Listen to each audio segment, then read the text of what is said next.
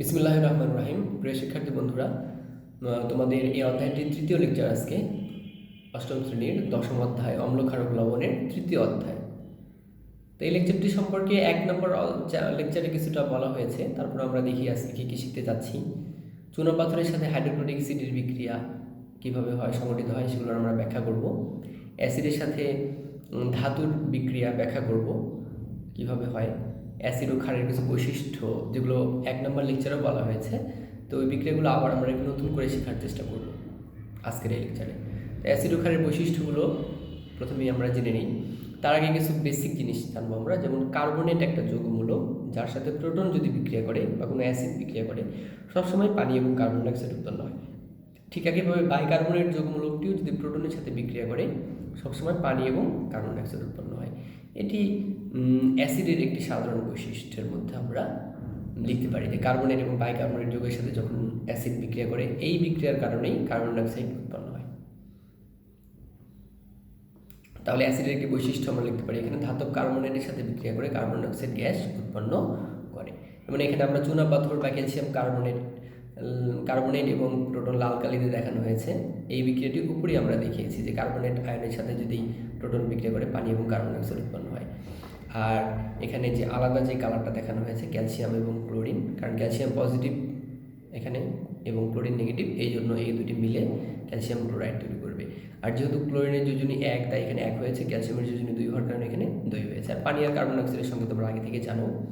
তো এই বিক্রিয়া থেকে আমরা বুঝতে পারি যেহেতু কার্বন ডাইঅক্সাইড গ্যাসের বুদবুদ বের হবে এবং আমরা যদি কোনো টেস্ট টিউবে বিক্রিয়াটি সংঘটিত করি, ম্যাসের কাঠি দিয়ে আমরা যদি জ্বলন্ত ম্যাসের কাঠি সেই টেস্ট টিউবের মাথায় স্পর্শ করাই তাহলে দেখা যাবে বা ধরি তাহলে দেখা যাবে যে আগুনটা নিভে যাবে কার্বন ডাইঅক্সাইড গ্যাসের কারণে। এইভাবে আমরা বুঝতে পারি যে সক্রিয় ধাতুর সাথে ধাতুর কার্বনেটের সাথে যখন হাইড্রোক্লোরিক অ্যাসিড বিক্রিয়া করবে তখন ক্যালসিয়াম ক্লোরাইড পানি এবং কার্বন ডাইঅক্সাইড গ্যাস তৈরি হবে।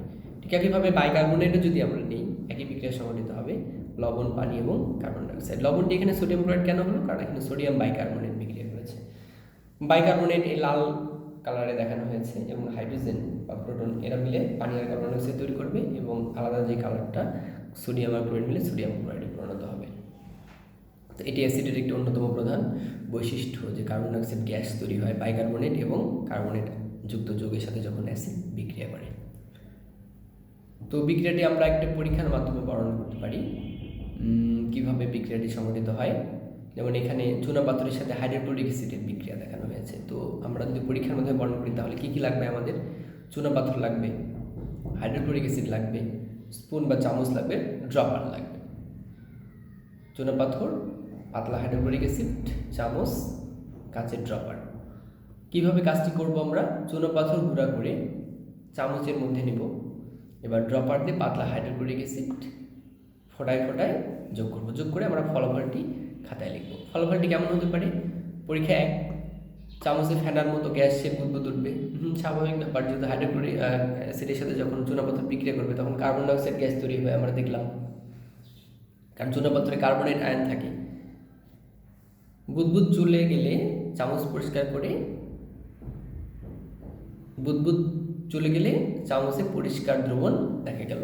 স্বাভাবিক ব্যাপার, কারণ গ্যাস করে চলে গেলে যেই দ্রবণটা থাকবে সেখানে কি থাকবে? একটি লবণ আর পানির মিশ্রণ। সিদ্ধান্ত কি নিতে পারি? অ্যাসিড কার্বনেটের সাথে বিক্রিয়া করে কার্বন ডাইঅক্সাইড গ্যাস উৎপন্ন করেছে। যে বুদবুদ বের হলো প্রথমে চামচ থেকে, চামচের যে হাইড্রোক্লোরিক অ্যাসিড আর চুনাপাথর মিশ্রণের পরে সেটি আমাদের কার্বন ডাইঅক্সাইড। বিক্রিয়াটি আমরা আগেও লিখেছি যে হাইড্রোক্লোরিক অ্যাসিডের সাথে যখন চুনাপাথর বিক্রিয়া করবে ক্যালসিয়াম কার্বনেট, তখন কার্বনেট আয়ন এবং এই হাইড্রোজেন মিলে পানি এবং কার্বন ডাইঅক্সাইড গ্যাস তৈরি করবে আর ক্যালসিয়াম আর ক্লোরিন যুক্ত হয়ে ক্যালসিয়াম ক্লোরাইডে পরিণত হবে। এটা একটা লবণ আর পানির মিশ্রণটি থেকে যাবে চামচে, এই কারণে এটি পরিষ্কার দ্রবণ দেখা যাবে। আর কার্বন ডাইঅক্সাইড গ্যাস তো উড়ে চলে যাবে, যেটি আমরা ম্যাসের কাঠি দিয়ে পরীক্ষা করতে পারি। জ্বলন্ত ম্যাসের কাঠি যদি ওই গ্যাসের সামনে আমরা ধরি তাহলে সেটি নিভে যাবে, কারণ কার্বন ডাইঅক্সাইড গ্যাস আগুন নিভাতে সাহায্য করে। এবার খাবার সোডার সাথে হাইড্রোক্লোরিক অ্যাসিডের বিক্রিয়াটি তোমরা নিজেরা এই ছকের মাধ্যমে উপস্থাপন করবা, এটা তোমাদের কাজ। এবারে আমরা আরেকটা বৈশিষ্ট্যে চলে এসেছি যে অ্যাসিড সক্রিয় ধাতুর সাথে বিক্রিয়া করে হাইড্রোজেন গ্যাস উৎপন্ন করে। এখানে জিঙ্ক, সোডিয়াম এবং এই জিঙ্ক এগুলো সক্রিয় ধাতু। Hydrochloric acid, sulphuric acid, nitric acid এগুলো আমাদের অ্যাসিডের পাতলা দ্রবণ। তো যদি আমরা দুটি মিশ্রিত করি তাহলে জিঙ্ক এখানে হাইড্রোজেনকে প্রতিস্থাপন করবে করে লবণ এবং হাইড্রোজেন গ্যাস উৎপন্ন করবে। এটি একটি সবগুলোই প্রতিস্থাপন বিক্রিয়া, কিন্তু হাইড্রোজেনের তুলনায় সক্রিয় ধাতুকে এখানে নেওয়া হয়েছে, এই কারণে প্রতিস্থাপন বিক্রিয়াটি সংঘটিত হবে। এবং জিঙ্ক আর ক্লোরিন মিলে জিঙ্ক ক্লোরাইড হবে। এখানে 2 হলো কেন? কারণ জিঙ্কের যোজনী 2, ক্লোরিনের যোজনী 1, এই কারণে ক্লোরিনের 1 এখানে, জিঙ্কের 2 এখানে, আর হাইড্রোজেন গ্যাস উৎপন্ন হবে। ঠিক একইভাবে সোডিয়াম গিয়ে এই হাইড্রোজেনকে রিপ্লেস করবে, প্রতিস্থাপন করবে, সোডিয়াম সালফেট তৈরি হবে এবং হাইড্রোজেন গ্যাস উৎপন্ন হবে। সোডিয়াম সালফেটের সংকেত এরকম হলো কেন? কারণ সালফেট একটি যৌগমূলক যার যোজনী 2 এখানে চলে আসছে। সোডিয়াম একটি ধাতু যার যোজনী 1, এই কারণে এখানে কিছু হয়নি। ঠিক একইভাবে আমরা যদি জিঙ্ক নাইট্রেটকে একটু খেয়াল করি, জিঙ্ক একইভাবে আমাদের শেষ বিক্রিয়াটি দেখি। এখানে জিঙ্ক একটি সক্রিয় ধাতু যেটি নাইট্রিক অ্যাসিডের হাইড্রোজেনকে সহজেই রিপ্লেস করতে পারবে বা প্রতিস্থাপন করতে পারবে, ফলে তৈরি হবে জিঙ্ক নাইট্রেট এবং হাইড্রোজেন গ্যাস। এখানে জিঙ্ক নাইট্রেটের সংকেত এখানে 2 হলো কেন? কারণ নাইট্রেট যৌগমূলকের যোজনী 1 যেখানে জিঙ্কের পাশে বসেছে, আর জিঙ্কের যোজনী 2, জিঙ্ক ধাতুর যোজনী 2 যেখানে, যেটা নাইট্রেটের পাশে গিয়ে বসবে। আর যেহেতু যৌগমূলকের পাশে কোনো সংখ্যা ব্র্যাকেট দিয়ে লিখতে হয়, এই জন্য ব্র্যাকেট দিয়ে 2 লেখা হয়েছে। তো এই বিক্রিয়াগুলো আমরা একটি পরীক্ষার মাধ্যমে উপস্থাপন করতে পারি। পরীক্ষাটির নাম তাহলে অ্যাসিডের সাথে ধাতুর বিক্রিয়া। উপকরণ কী কী লাগবে? আমাদের জিঙ্কের কিছু কঠিন টুকরো লাগবে, পাতলা হাইড্রোক্লোরিক অ্যাসিড লাগবে, উত্তপ্ত করার জন্য আমাদের একটি স্পিরিট ল্যাম্প লাগবে, এছাড়া টেস্ট টিউব লাগবে কিছু। আমরা এটার নামগুলো আমি আগেই বলেছি। টেস্ট টিউব আমরা কী করব? টেস্ট টিউবে অর্ধেক পরিমাণ পাতলা হাইড্রোক্লোরিক অ্যাসিড নিব, নিয়ে টেস্ট টিউবের মধ্যে জিঙ্কের টুকরো ছেড়ে দেবো, দিয়ে উত্তপ্ত করব। উত্তপ্ত করলে কিছুক্ষণ পরে দেখা যাবে যে টেস্ট টিউবের উপর দিয়ে গ্যাস নির্গত হচ্ছে। সেই গ্যাসটি হচ্ছে হাইড্রোজেন গ্যাস, যেটিকে আমরা ম্যাসের কাঠি দিয়ে পরিচয় করতে পারি। জ্বলন্ত ম্যাসের কাঠি যদি আমি ওখানে রেখে দিই তাহলে আরও জ্বলে উঠবে, এই কারণে এভাবে আমরা বুঝতে পারবো যে গ্যাসটি হাইড্রোজেন গ্যাস। এবং এই বিক্রিয়ার সাহায্যে আমরা বুঝতে পারবো যে অ্যাসিড সক্রিয় ধাতুর সাথে বিক্রিয়া করে হাইড্রোজেন গ্যাস উৎপন্ন করে।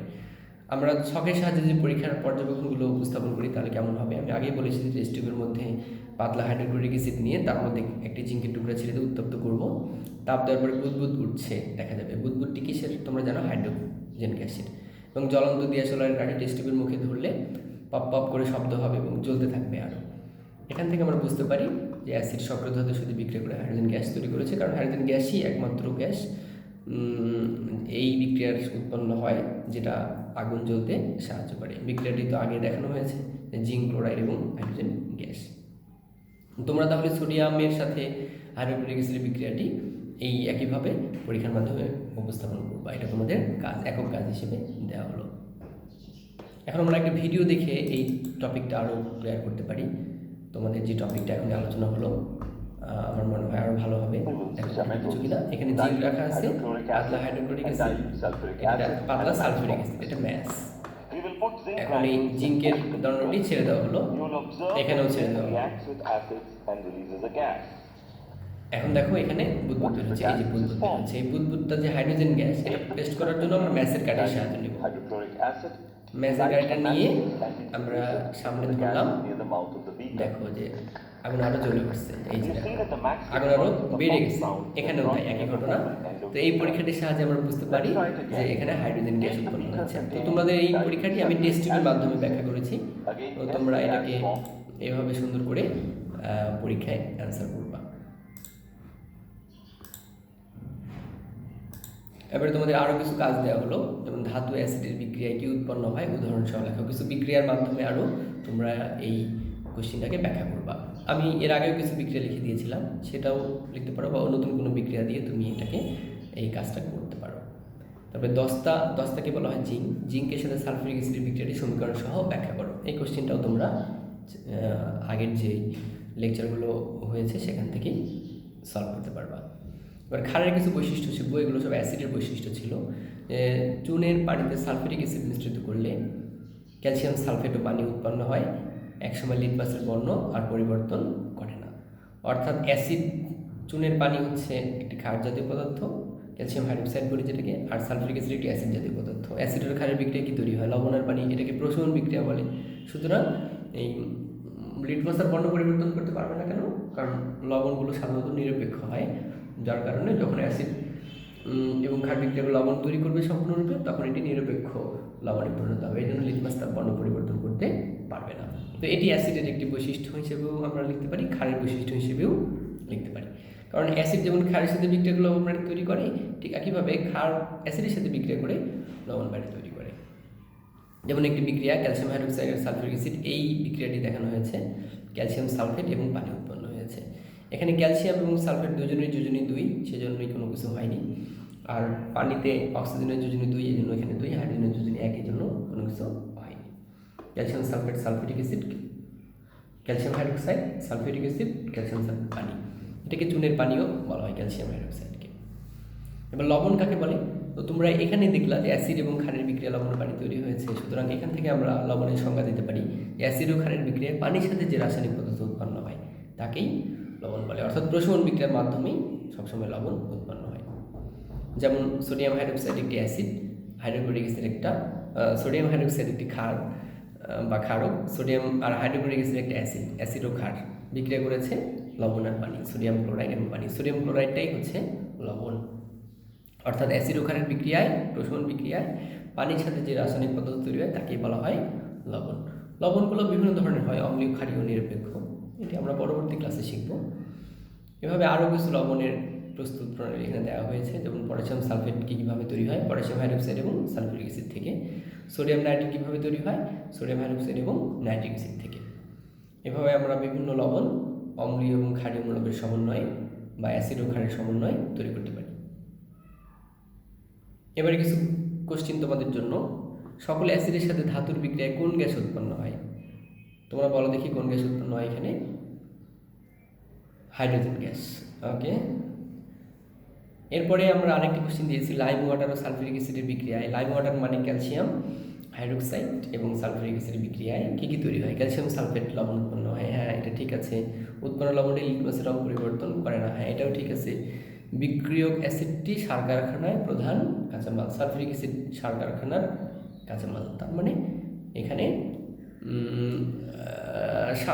সার কারখানায় আসলে সালফিউরিক অ্যাসিড ব্যবহার করা হয় না, নাইট্রিক অ্যাসিড বেশি ব্যবহার করা হয়, এই কারণে অ্যান্সার 1 ও 2 হওয়াটা স্বাভাবিক। তারপরে তোমরা এগুলো একটু সলভ করার চেষ্টা করবা নিজেরা, আসলে কোনটা অ্যান্সার হবে সেটার জন্য তোমরা একটু প্র্যাকটিস করবা।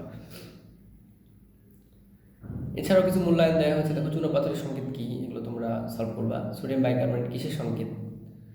এটাকে খাবার সোডা বলে, এটা আরেকটা নাম আছে সেটি বলা হয়েছে।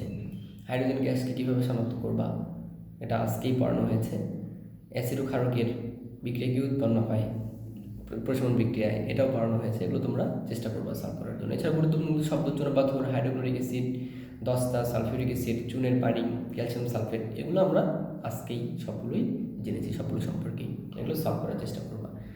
তোমাদের বাড়িতে একটি কাজ দেওয়া হয়েছে যে কোন ধর্মকে কাজে লাগিয়ে কার্বন ডাইঅক্সাইড আগুন নেভানোর কাজে ব্যবহৃত হয়, এটা তোমরা একটু চিন্তা করবা, করে সলভ করার চেষ্টা করবা। তো এ পর্যন্তই আজকে, ভালো থাকো সবাই, পড়াশোনা করো।